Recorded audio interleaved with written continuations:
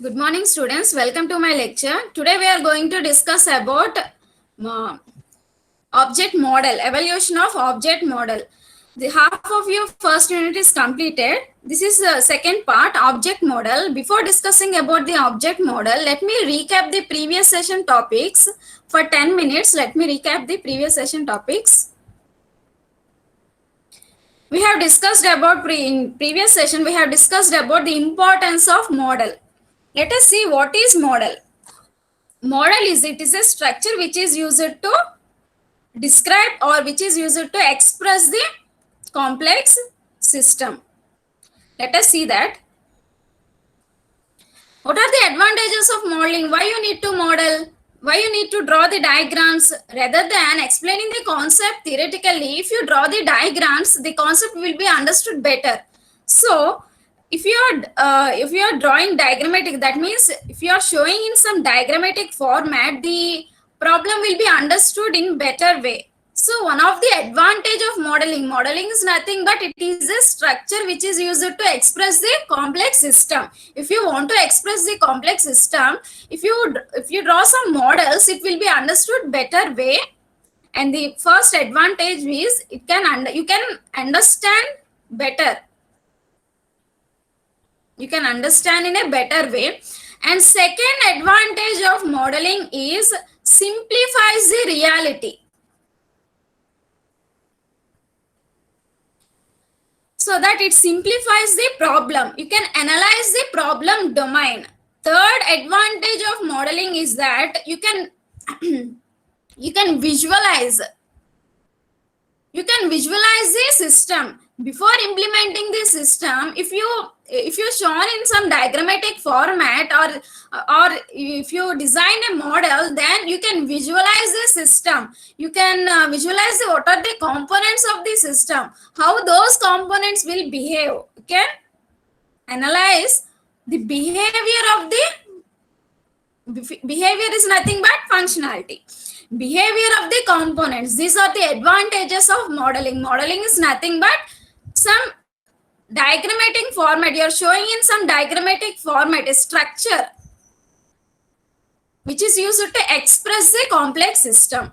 So see here, let us consider an example. Here example is designing a personal computer. So while designing a personal computer, engineer have to consider these followings: component level view and physical layout. What is component level view? It is a logical structure.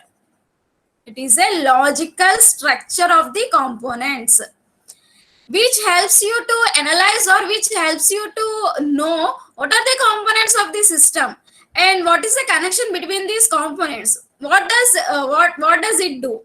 So see the diagram. This is a diagrammatic view. This is a computer component level view, where you can see the components and subcomponents of those. See, for example, CPU. What are the subcomponents of the CPU? Execution unit, nothing but ALU and control unit, and the computer will have some registers. See, memory is not present inside the CPU. Okay, processor. CPU means a processor. Okay, memory is not present inside, main memory is not present inside the CPU. Please don't misunderstand. Here memory means registers. CPU contains registers. PC is a register, program counter, and IR, instruction register, and MAR, memory address register, MBR, memory buffer register, IOAR, IOBR. These are all the registers. So by using this component level view, you can understand what are the components of the CPU. It contains some execution unit, it contains some registers, and next, see the main memory. All the working data will be stored in main memory only. If you are working on something, all those data will be stored in main memory only. While working, while CPU is executing only, the data will be loaded from the secondary storage device to the main memory. Okay. Now, next, input output module. All input output devices contains input output module. Those are connected to the input output module. So for example, if you are providing some data through input device, first the data will be stored in buffers and then the data will be transferred to the main memory using the system buses, which transfers the data. Okay. Now this is a computer component level view. This is a model which is represented in some structure. It is nothing but some diagrammatic view, so that you can understand better, and it also simplifies the problem. You can analyze the problem domain. You can visualize what are the components before implementing. You can visualize, yes, CPU will be there, and the CPU components in the CPU are execution and unit, and all these registers will be there. And you can also know what is the behavior, what is the functionality of the CPU by using this model. This is the component level view. Next, physical layout. See, for example, just I took an example here. This is a motherboard. You know the motherboard, right? Which glues all the components. Without the motherboard, all the components cannot communicate with each other. Here, the motherboard helps for communication purpose, where all the components are glued together. See here, this is a CPU socket. This is a CPU socket where the processor is inserted, and these are the slots, memory slots, where the RAM is inserted, main memory is inserted. See here, this is a memory slot. So memory is not present inside the CPU processor. Here your processor will be inserted in this socket, which contains the execution unit and registers. Main memory is not present in CPU. Okay, main memory is far apart from the processor.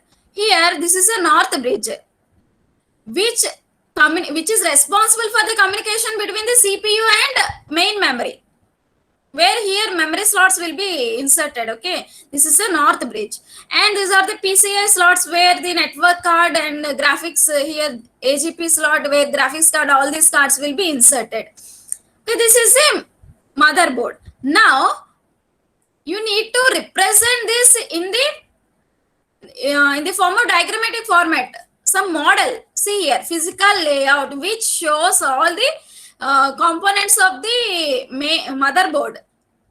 You can see the physical layout. Before implementing the system, you need to design the model, so that by using this model you can understand where the physical components will be placed and what is the behavior of the component. Before implementing this system, you need, as a software developer, need to design all these models, so that you can understand better, in a better way, what are the components of the system, what is the behavior of the component. You can understand in better way. Now these models will serve as a blueprint.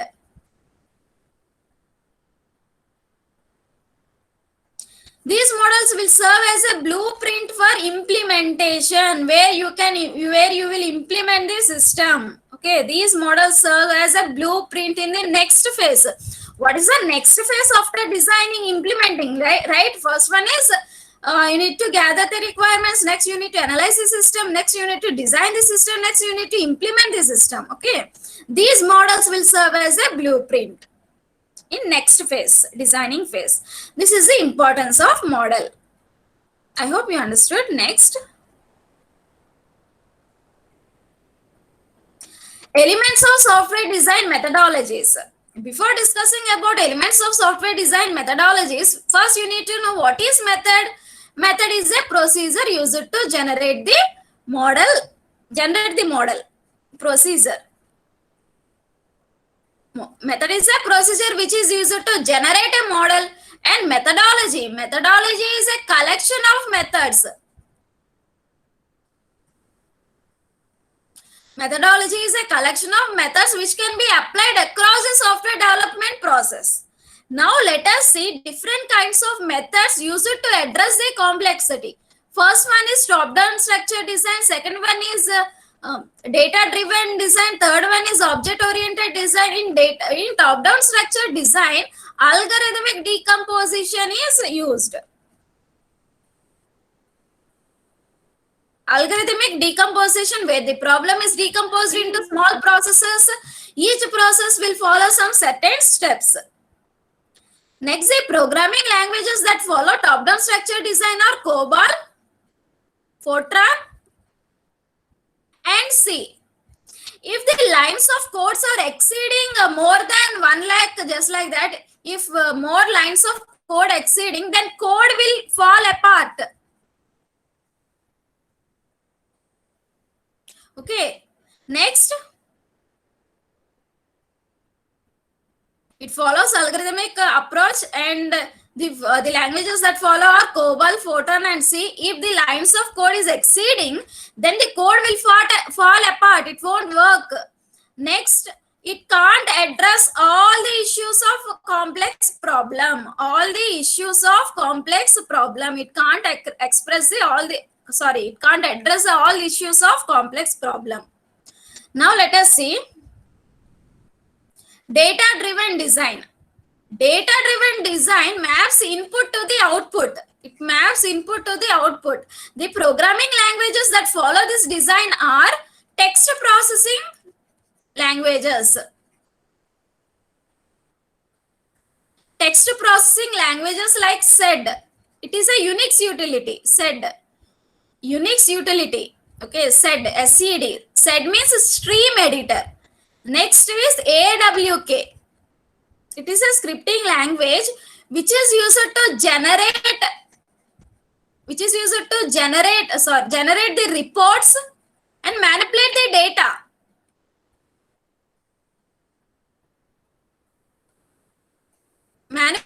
data. Data-driven design is which is used to map the input to the output, and the languages that follow these designs are SED and AWK, text processing languages. And this method has been successfully applied across all the across a number of complex systems, just like information management system. Example, management system, information management system, which is used for data analysis. Making decisions, making some decisions, and visualizing the data.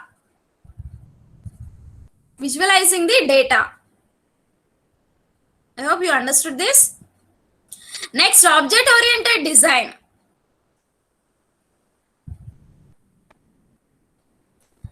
Here, it follows object-oriented concepts. Okay, the languages that follow the object-oriented design are C++, Java, Python, Ada, Visual C#, etc. Okay, these are the languages that follow object-oriented design, and this object-oriented design will address all the issues of complex system.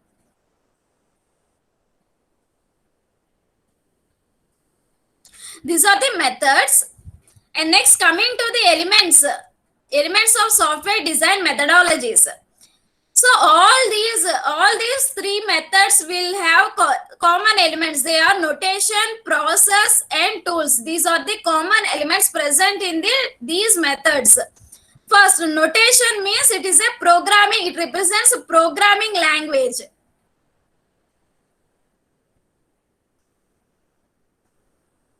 It represents a programming language which is used for expressing the model. Process, it represents activities used to construct the model. Next, tools, which is used for validating the correctness of software. If there are any errors and inconsistencies, those will be exposed. These are the elements which are used in common in these methods. Notation represents programming language. Process represents activities. Tools are used for validating the software. Next, models of object-oriented development. These are the models: static model, dynamic model, logical model, physical model. Logical model. Here, objects and classes are identified in logical model. Classes and objects that form the system will be identified. There are two perspectives of logical model. First one is static model. Second one is a dynamic model. There are two perspectives of logical model. First one is static model. Second one is dynamic model. In static model, the class structure is identified and here structure of class is identified and structure of object is identified, and the relation between the classes is identified and the relation between the objects is identified. Next, in dynamic model, the behavior of the classes and object is identified. Behavior in dynamic model, dynamic behavior. Okay. Next, physical model. Physical model means nothing but here you will design the module architecture and process architecture. Module architecture means it represents the component level. You have seen, right? Component level view and physical layout. Just a diagrammatic representation of components so that you will understand what are the components present in this system, what is the behavior of the components. You will understand using this module architecture. And process architecture means it represents overall system. It contains all the components of the system, all the processes it contains, and it contains the users also, overall architecture of the system. This is the models of object oriented development. Now let us see half of your first unit is completed. Complex systems, chapter 1 is completed. Next, chapter 2, object model. Chapter 2 is object model. First unit, half of your first unit is completed. Next part of the first unit is object model. Let us see evaluation of object model. Meanwhile, I will ask questions.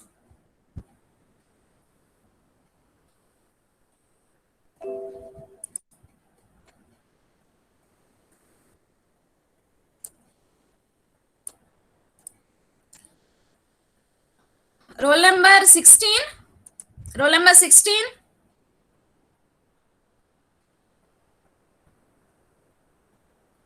Number 16.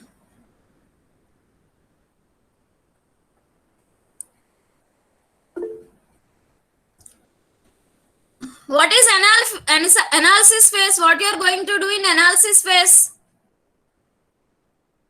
Number, are you there?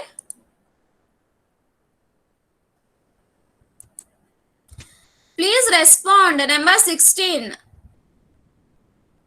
In analysis phase, what you are going to do as a software developer, what you will do in analysis phase?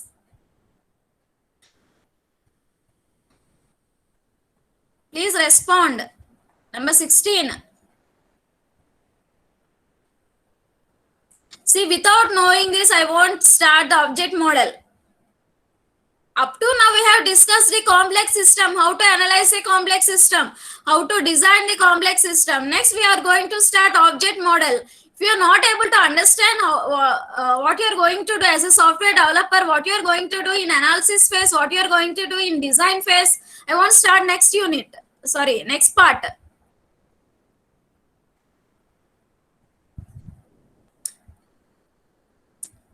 Number 8. Roll number 8.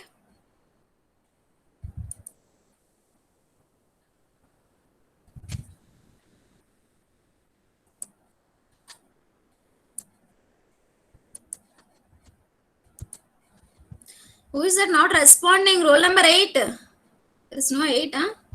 Number 7. Just speak out. Unmute yourself and speak out.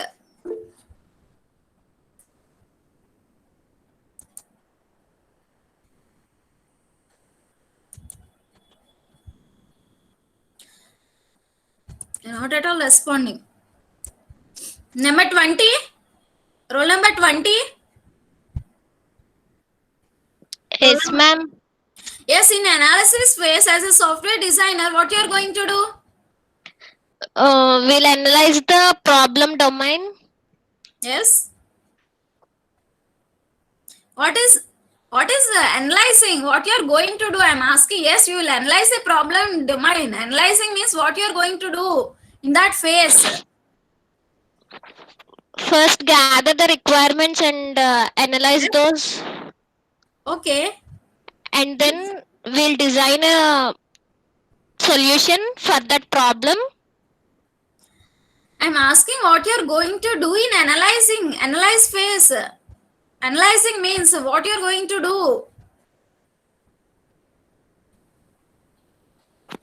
Next number 6, roll number 6. Roll number 6. Who is roll number 6?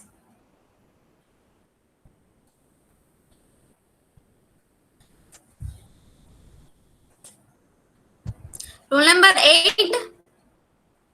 Roll number 8.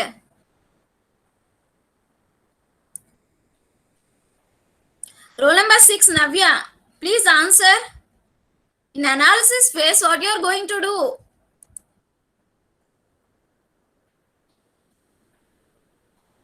Roll number 6.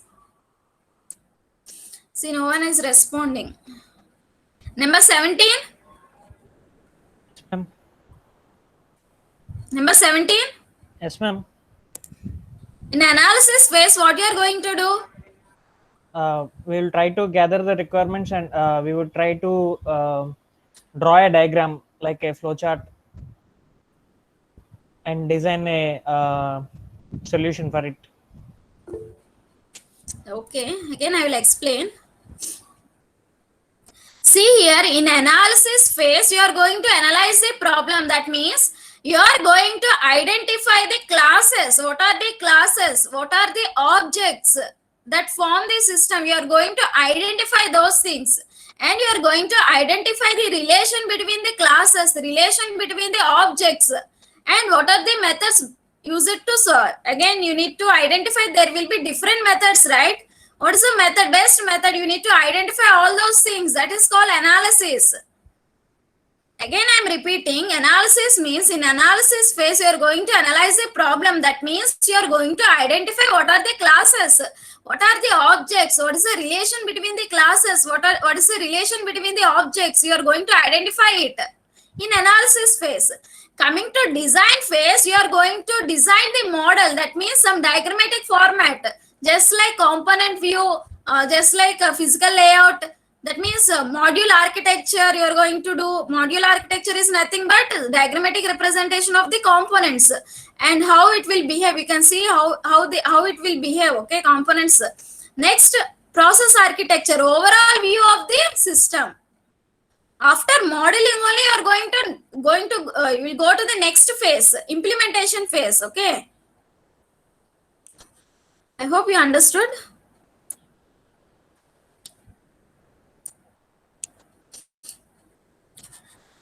Students, after 12 o'clock, please don't leave the class. I need to take the attendance. I will say when to leave the class, then only you have to leave. I didn't took any attendance. I had to take the attendance. After that, you can leave. I will say when to leave. At that time, please leave. In middle of the class or after, before 12, please don't leave the class. I need to take the attendance. Okay. Coming to the object model, evaluation of object model. Before that, you need to know in analysis phase what you are going to do. And in design phase, what you are going to do. In analysis phase, you are going to analyze the problem. That means you are going to identify the classes, you are going to identify the objects and the relation between the classes, relation between the objects. You are going to identify all those things. And then in design phase, you are going to design a model, design a structure. Okay. And next, see, after designing, a task is remaining for you. What is the task? After you have analyzed the system, you have gathered the requirements, you have analyzed the system, you have designed some models. After that, some task is remaining for you. As a software developer, there is some task. What is that task? You are going to you have to implement the system. So to implement the system, how will you implement the system? Using some programming languages, right? Using programming languages only you are going to implement. Now let us see the evaluation of object model. That is nothing but evaluation of programming languages. Here I am talking about high level languages. Programming languages means high level. I am talking about high level languages, evaluation of high level languages. I am not talking about low level language. I am not talking about assembly language, all those things.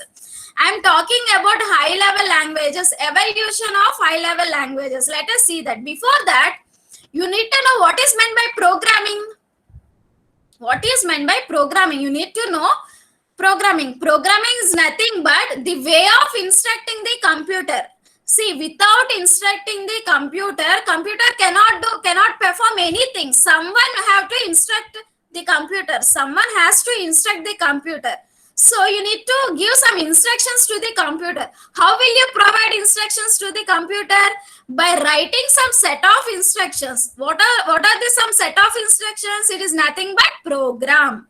You need to write a program which contains some set of instructions. What is meant by instruction? Which tells computer to perform some action. Okay, instruction tells computer or system to perform some action. Okay, you need to instruct the computer. Computer alone cannot do anything without instructing. So you need to write a program which contains some set of instructions. Now, to write a program, first you need to understand the programming language, right? You need to learn the programming language. See, there are no certain rules for how to write a program. You need to practice it, and lot of creativity must be there. In order to write a program, there are no set of rules. You have to practice the programs, and you need lot of creativity. Okay. Now, coming to the programming languages, these are the generations of the programming languages. I'm not talking about low level language or assembly language. I'm talking about high level languages. The generations of high level languages. Let us see it. First generation. See, first generation high level language. Here major features are mathematical expression. Listen carefully. First generation programming language, high level language. Here it is used to solve only mathematical problems. First generation high level language, it is used to solve only mathematical problems. For example, if you want to find out the area of the circle, pi r square, right? Area equal to pi r square. If you want to find the area of the circle, by using the formula only you are going to find. You need to provide radius of the circle to the program, and using this formula, program will calculate, right? Only it is used for mathematical calculation. It is used to solve the mathematical problems only. It will use some formulas. You need to provide the input, and using the formula, it will calculate it. Is used for only to solve the mathematical problems. And the notation of the programming language. See the notation. Variables are used, expressions are used, conditional statements are used, unconditional statements are used, conditional statements are used. Again, see in the notation, you need to remember all these things. Major features of first generation language, it will solve only mathematical problems. And the notation of the programming languages is variables are used, expressions are used, unconditional and conditional statements like if statement, all those things are used. The languages of the first generation are Fortran 1, Algol 58, IPLV, Flomat. Again, see here. Again, see the major features. What are the major features of first generation? What is the notation of the programming languages? And what are the languages that belongs to the first generation?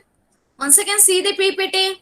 Please understand it. You need to memorize all those things.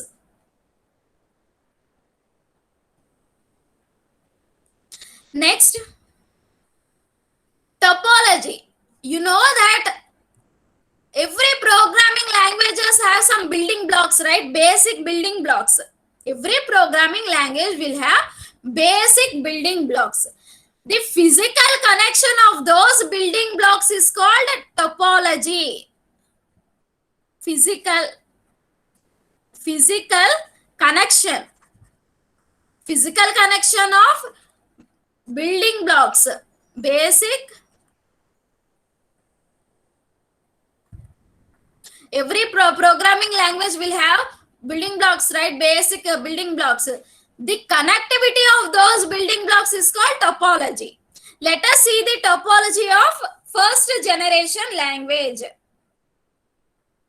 This is the topology of first generation language, which contains subprograms. See here, these are all subprograms. And this is the data. All the subprogram can access the data. Data is global. All the subprogram can access the data, can manipulate the data.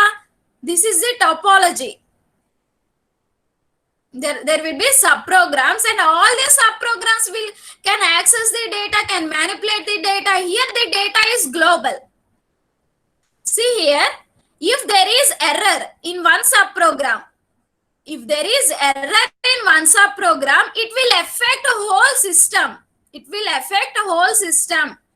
Once again, see the disadvantage of it. If there is any error in one subprogram, it will affect the whole system. This is the disadvantage. And other disadvantage is here data is global. Any subprogram can manipulate the data. Any subprogram can access the data. Data is global. That means it is vulnerable. Data is vulnerable. And if there is any error in the subprogram, it will affect the whole system. Topology means physical connection of the building blocks. What are the building blocks of this first generation language? Subprograms. I hope you understood. Once again, see the PPT. Next generation. Let us see next generation. Please listen carefully and write down the running notes. In meanwhile, I will ask questions. You need to explain it. You need to answer. Please don't leave. I have to take attendance. Then only I'll say at that time only you can leave. Next, second generation language. See here, second generation language. Here, in second, these are the generations of high level language only. I am talking about high level languages only. Second generation language, building major features. Let us see major features are subprograms and blocks. Major features of second generation language. Second generation language are building blocks. Blocks and subprograms. For first generation language, major features are it is going to solve only mathematical problems. First generation language. Second generation language, see here, features are blocks and subprograms. The notations used for programming language are data types. It will use a data types, statements, files, pointers are introduced. List, data structures are introduced. Parameter passing mechanisms are introduced. Most of the concepts, fundamental, these are all fundamental concepts. Most of the fundamental concepts are introduced in second generation language. Once again, see here, notation. Data types are used, statements are used, files are used, pointer concept is introduced, list is introduced, data structures are introduced. Parameter passing mechanisms are introduced. Most of the fundamental concepts are introduced in this second generation. Here, while loop, iteration statements, it will use iteration statements, for loop, while loop, all those things are introduced in second generation language only. The languages that comes under second generation are Fortran 2. You need to remember all these languages. The languages that belongs to second generation are Fortran 2, Algol 60, COBOL, Lisp, Lisp, Lisp, Lisp means it is a list processing. Lisp means list processing. In Lisp, that means list processing, pointers concept is introduced. In list processing, pointer concept is introduced. These are the features, notations, languages of second generation. Let us see topology. What is topology? The physical connection. Physical connection of building blocks. Basic building blocks. Every language will have some basic building blocks like subprograms, all those things, right? So topology means it will represent a physical connection, how those building blocks are connected. Let us see the topology of second generation. This is the second generation topology, second generation language, high level language. Here, all the subprograms will access the global data. Data is global. Data is global. All the subprograms are connected to the data. That means all the subprograms will access the data, global data, and it can manipulate the data. Here, in second generation language, see here, subprograms will have another subprogram, subprograms.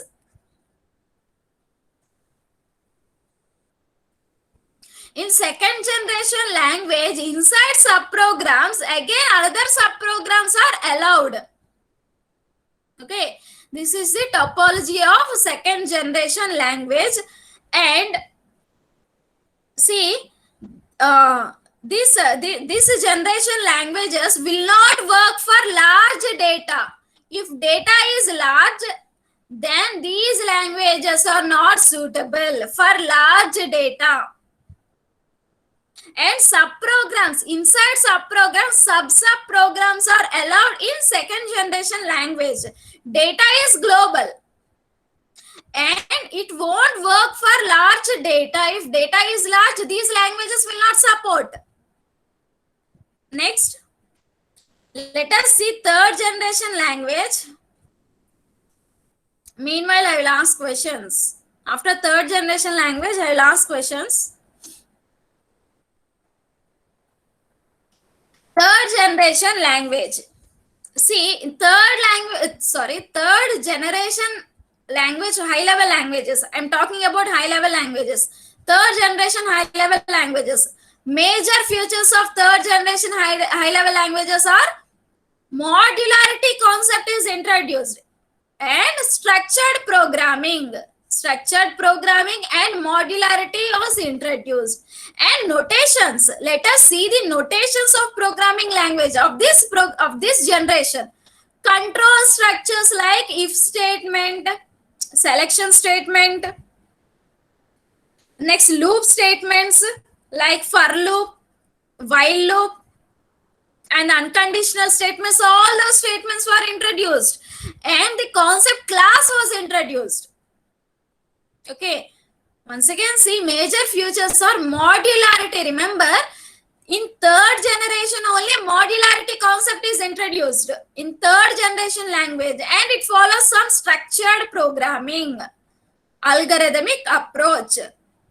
And the notations, the programming languages will use control structures. So all the control structures like if statement, if else statement, switch statement, loop statements like for loop, while loop, do while, all those things. And classes was introduced in third generation language only.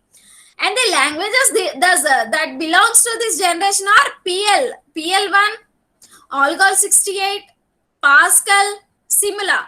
You need to remember these languages. Third generation languages are PL1, Algol 68, Pascal, Simula. Coming to the topology, what is topology? Physical connection of building blocks. Every programming language will have the building blocks, right? How they are connected. Topology will show how they are connected. Physical connection of building blocks of the programming language. See here in third generation, see the topology. There will be modules, different modules. Okay. So nothing but some piece of code. Modules contain some piece of code which performs some particular task. Here, each module can be compiled separately. Compiled. See here. This is important. In third generation, modularity concept was introduced. Okay, there will be several modules. And each module, you can compile each module separately.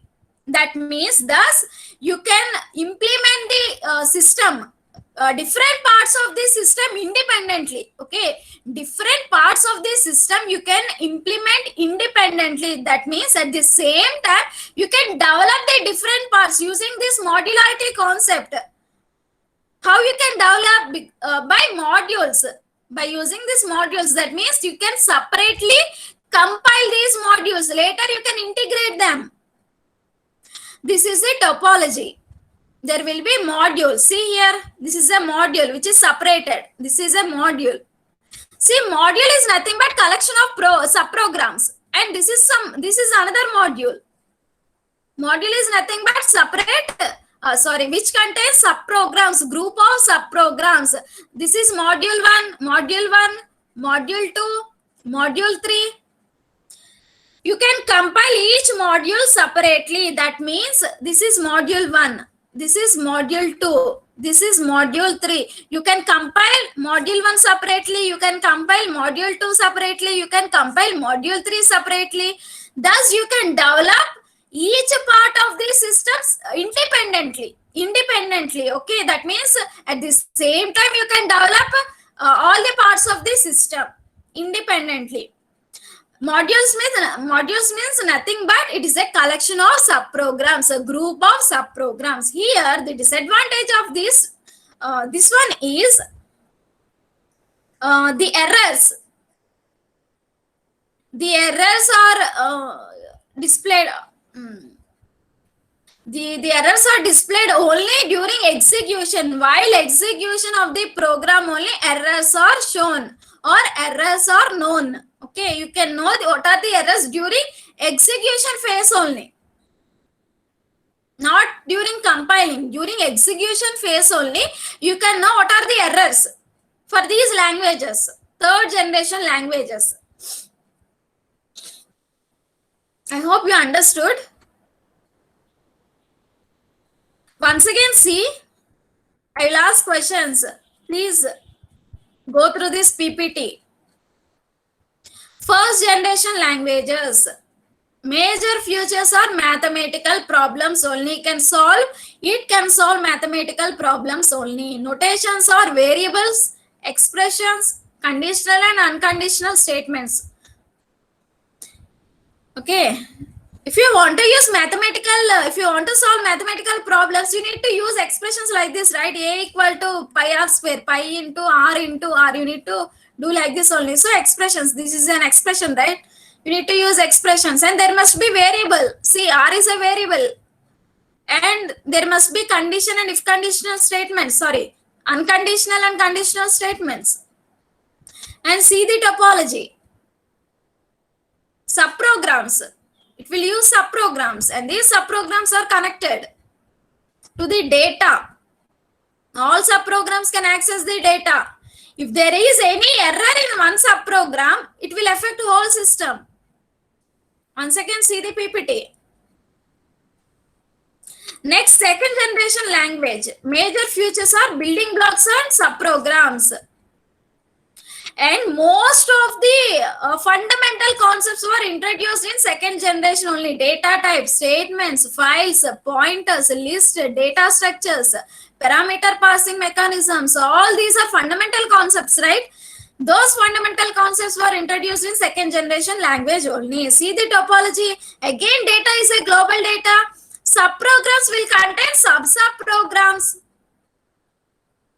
And these are not useful for large data. If data is large, these languages are not suitable.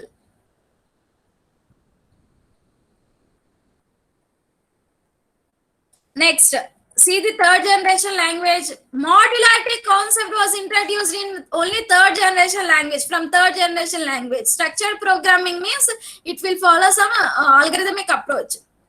Here, control structures and classes are introduced. See the topology in third generation language.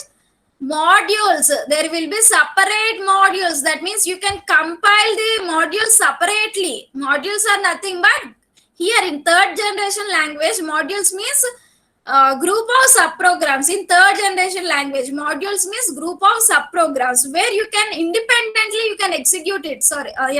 You can compile it independently. Thus, you can implement the different parts of the system independently at the same time. Later, you can integrate it. I hope you understood.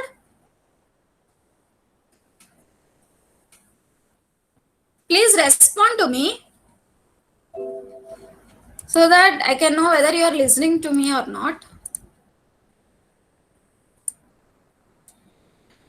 Number 11. Roll number 11. Roll number 11. Who is number 11? Number 12. Number 11. Tanmay. What is the major feature of first generation language? Tanmay. Number 11. Please answer to my question. Please message it. If you are not able to speak, just respond by messaging. What is the major feature of first generation language? Major feature of first generation language. Please message the answer. Please type the answer. Number 11, Tanmay. First generation language, major feature. It can solve only which type of problems? Dharani, number 12. Respond. Feature of first generation language. It can solve only which type of problems? I request all the students, don't leave middle of the class. I need to take attendance. I didn't take attendance. Please don't leave. Yes, mathematical expressions. Very good, Dharani. Mathematical expressions. First generation language is used to solve only mathematical problems. And number 11, you didn't answer. Number 32. Number 32. Yes, ma'am. See here, see the PPT. 1 second.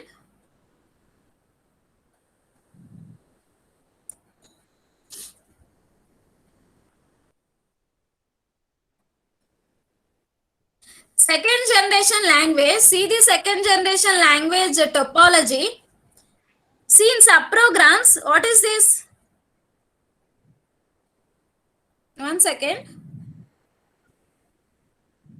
Subprograms, what is this? What is this? What this represents? Subprograms. Yes, in second generation language, in subprograms, sub-subprograms are introduced. Okay, that means allowed. Yes. What is this data means? What is this all things? See the PPT and answer. That is the subprograms where the Yes, data is global. Yes, all the subprograms can access the data because the data is global. Global data. Okay. Next, number 21. Roll number 21.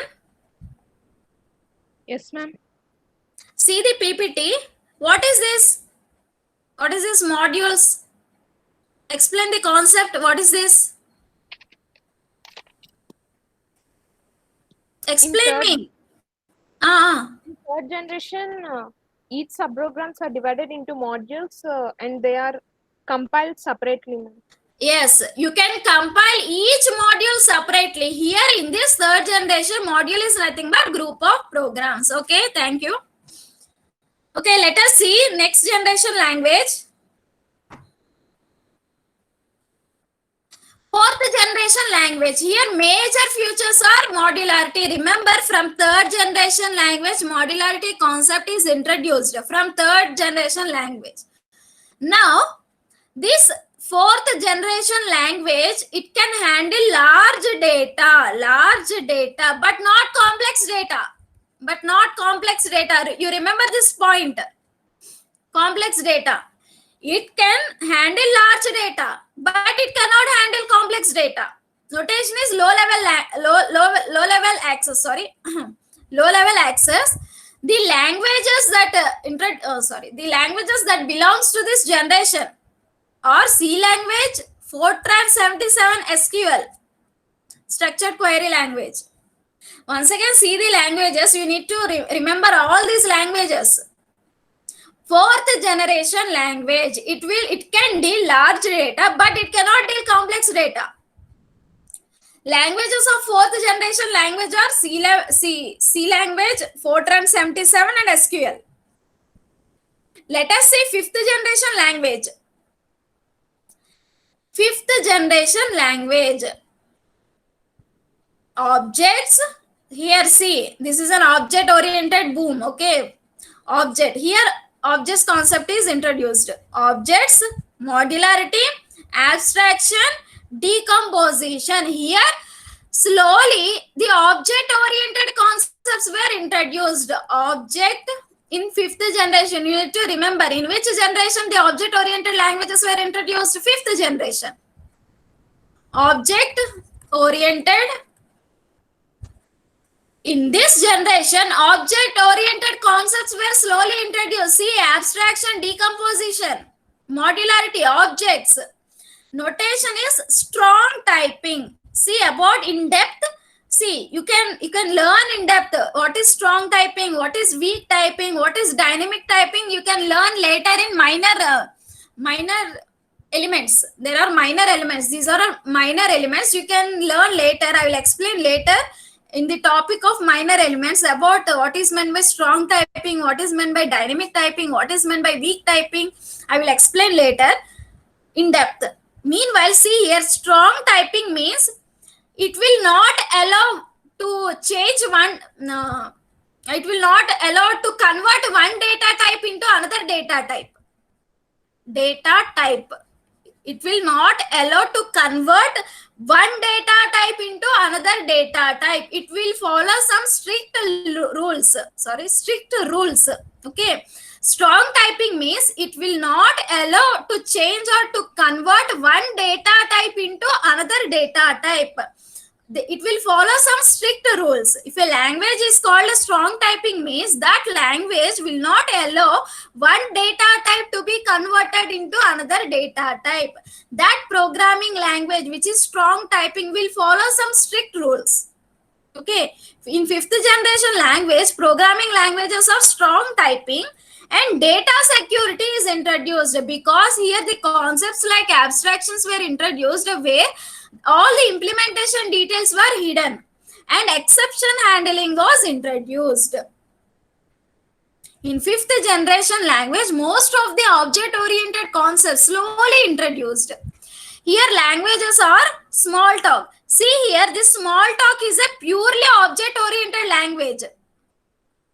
This is a purely object-oriented language. But unfortunately, this is not popular. Commercially, it is not popular. But this is a pure object-oriented language. But commercially, it is not popular. And next, C++.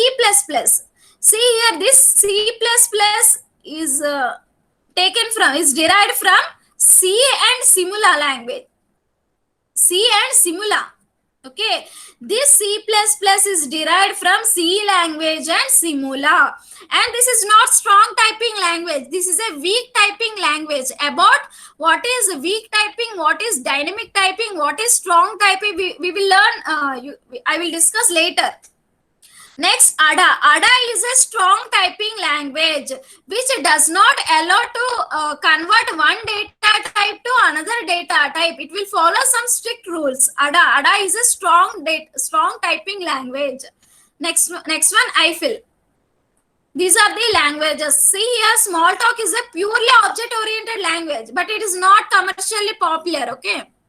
These are the fifth generation languages. Once again, see the PPT, you will understand. In fifth generation language, only object-oriented concepts were slowly introduced. These are the topology. This is the topology. Next, sixth generation language. Here, frameworks are introduced. See, up to now we have seen the programming languages without frameworks. Up to now we have seen without frameworks. That means without framework means you have to write a program. What you are going to do, you have to write a program, you need to compile the program, and then you need to execute the program. Till now we have seen like this only, without frameworks. A program without frameworks. A program without framework means a program must be written, it must be compiled, it must be executed. But now here frameworks were introduced. A language with framework means no need to write code from scratch. If you are using framework means no need to write code from scratch. For example, see here, Example, Django framework. Django framework in Python. Django, it is a framework in Python which is used to develop web applications. Here, you no need to write code for opening port. You no need to write code for opening port. You no need to write code for communication of HTTP communication. You no need to write code for that. You no need to write code for connecting to the database. You no need to write code for it, and no need to write code for authentication. You no need to write anything. Just write down the method. Just to use the method. Everything will be taken care of frameworks only. You no need to write whole code from scratch. If you are using frameworks, means no need to write. It will be everything will be handled by the framework. You need to write simple method. That's all. Everything will be handled by the framework. It is very easy to develop applications using the framework. And Spring Boot. It is a framework used in Java for connecting to the databases like MySQL, H2. Okay, Spring Boot is a framework which is used in Java to connect to the databases. You no need to write any code. Just write down simple method. Everything will be taken care of the frameworks only. About dynamic typing, we will discuss later. About static typing, about dynamic typing, weak typing, we will discuss later. Here, threads concept was introduced. I hope you understood. I'll take attendance. Please wait, students. Thank you. Next class, we will discuss about foundations of object model. Foundations of object model and elements of object model. We will discuss about foundations of object model and elements of object model. Up to now, we have seen only evolution of object model, generations of programming languages. Students, please don't leave. I need to take attendance.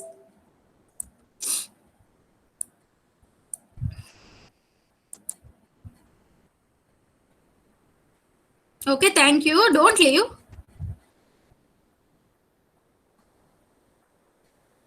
Please wait. Wait a minute.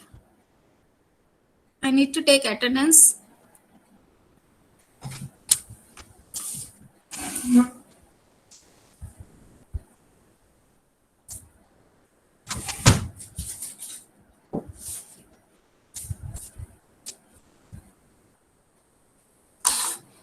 Please wait a minute. I need to take attendance.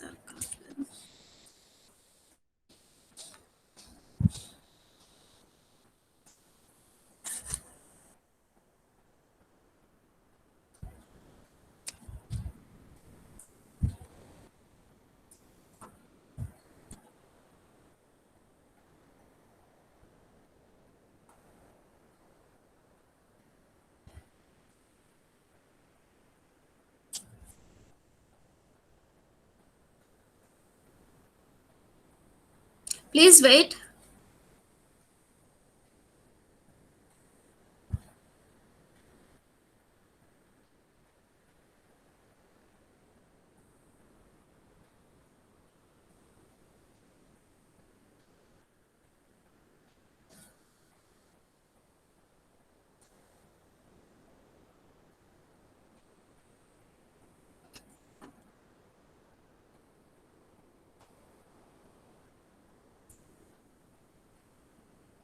Thirteen, 14, 28, 30, 34, 43, 42, 52. Please wait a minute. 52, 57. Okay.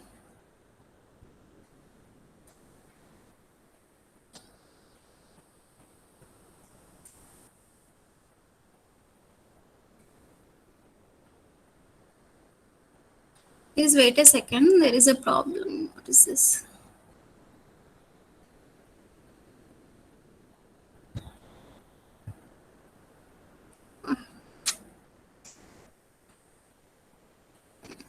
Ma'am, stop recording, ma'am.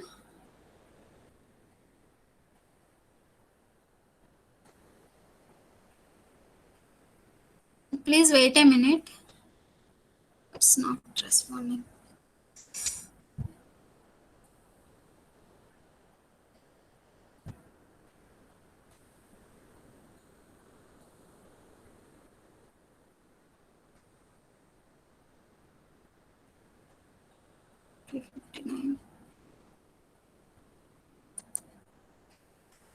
Okay, you can leave the class. You can leave the class.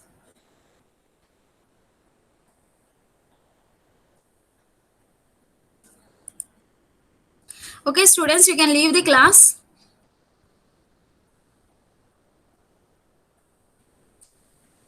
Okay, thank you so much.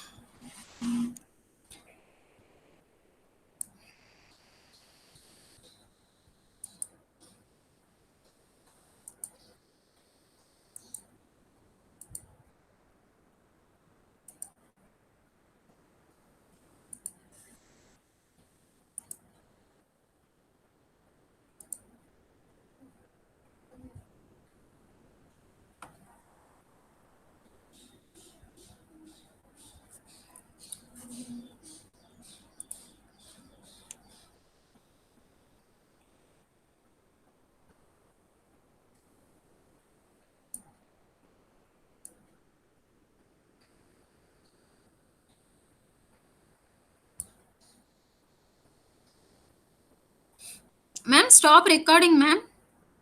Madam.